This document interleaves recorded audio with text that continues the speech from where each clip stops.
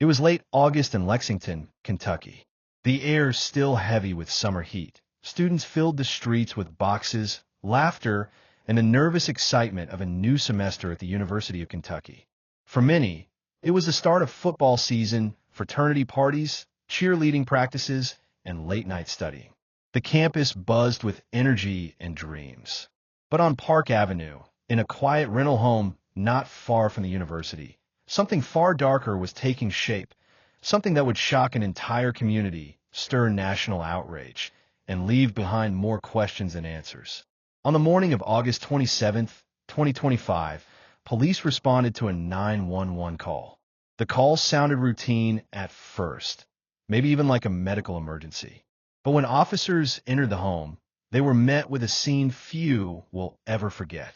Hidden inside a closet, inside a black trash bag, wrapped in a towel, was the body of a newborn baby. The infant was unresponsive, cold, lifeless. Who was the mother? Why was this baby hidden here, and why did nobody know about it? These were the immediate questions burning through the minds of police, neighbors, and soon, millions of Americans reading about this case online. Investigators didn't have to look far. The home belonged to 21-year-old Laken Snelling. To those who knew her, Laken wasn't a criminal. She wasn't a shadowy figure with a troubled past.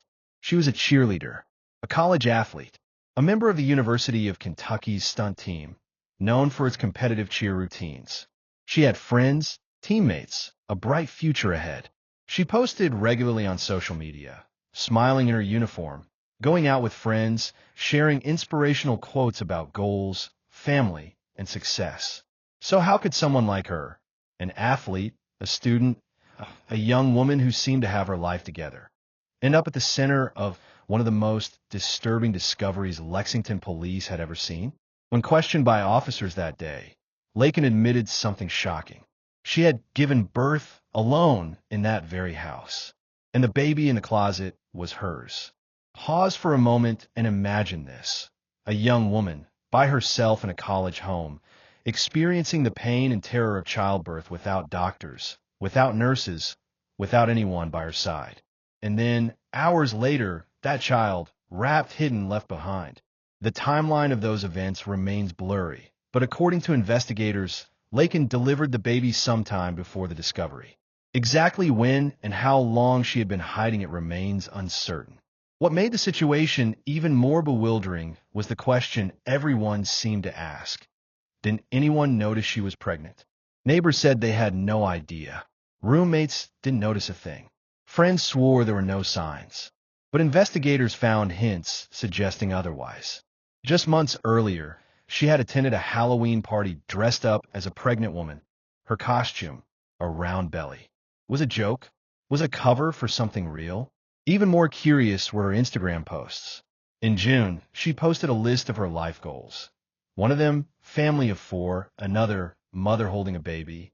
Were these innocent dreams of a young woman, or cryptic signals that she was already expecting? So much didn't make sense. When the baby was discovered, the police immediately called in the coroner's office. An autopsy was performed, and the community waited anxiously for answers. Was this child born alive? Did it die naturally? Or was something else done to it? The preliminary autopsy came back with the worst kind of answer: inconclusive. The medical examiner could not determine whether the baby had been born alive or stillborn. Toxicology reports were ordered, but those too left many questions unanswered. Think about the weight of that uncertainty. On one hand, it could mean a tragic stillbirth, a young woman panicking, alone, trying to hide a pregnancy she had denied for months. On the other hand, it could mean something much darker, a deliberate act to conceal, or worse, in a life. Prosecutors moved quickly, but they didn't charge her with murder. At least not yet.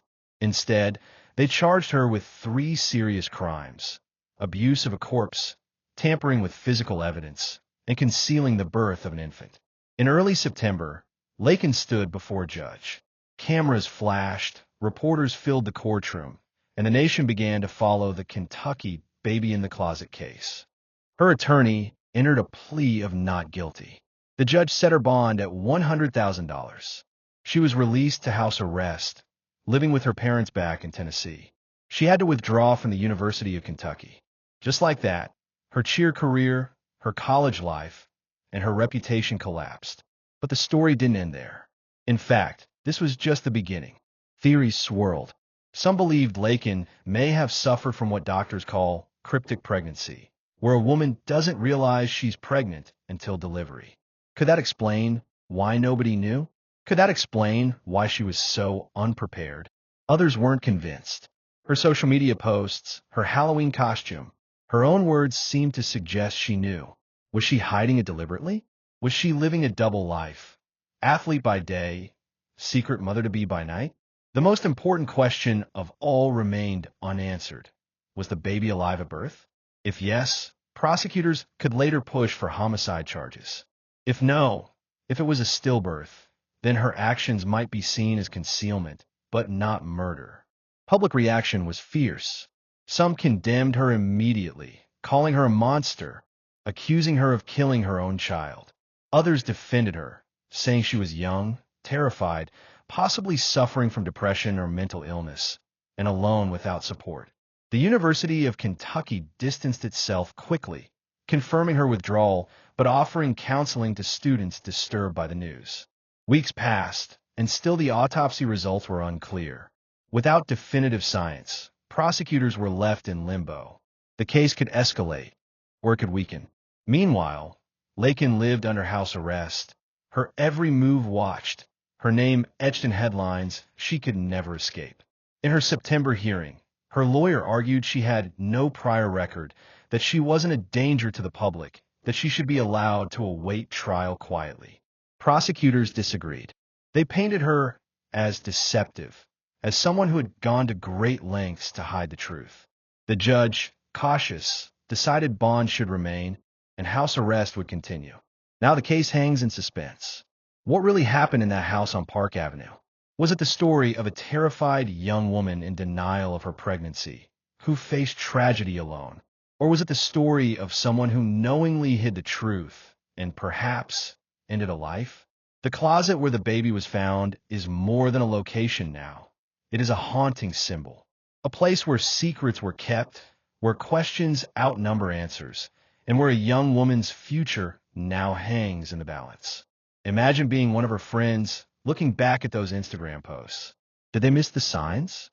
Imagine being her roommate, passing her in the hallway, never realizing what was happening behind closed doors. And imagine being the investigators, staring at evidence that refuses to speak clearly. A baby who cannot tell its story. A young woman who insists she is not guilty. This case forces us to ask hard questions. How could no one know? How could it get this far? Was it biology, denial, or was something far more intentional? And as the court date approaches, we know one thing. When the truth comes out, it may not only redefine Laken Snelling's fate, it may also force us to confront how society treats young women facing unplanned pregnancies, shame, and isolation. The Kentucky baby in the closet case is far from over. And that is exactly why it continues to grip us, why people watch, rewatch, and debate every angle. Because deep down, we're all asking the same chilling question: what really happened that night?